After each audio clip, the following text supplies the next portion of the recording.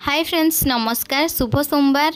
आज कार्तिक मासर प्रथम सोमवार मु सकाळु बाबा मंदिर जाई बाबा को दर्शन कर। आज मंदिर रे बहुत भीड़ थिला से लगी मोर टिके लेट हो जाइथिला।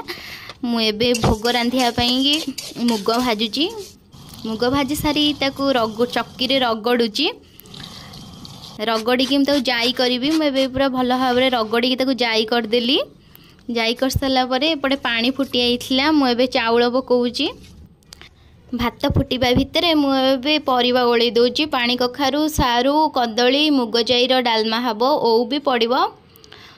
ओले सारिके डालमा प्रस्तुत करदेली। एबे मु डालमा रे लंका गुंड जीरा गुंड घी देकी ताको भल भाव में गोलई देली। मु एबे बाबा धवलेश्वर नाँ रे भोग बुलाई देली।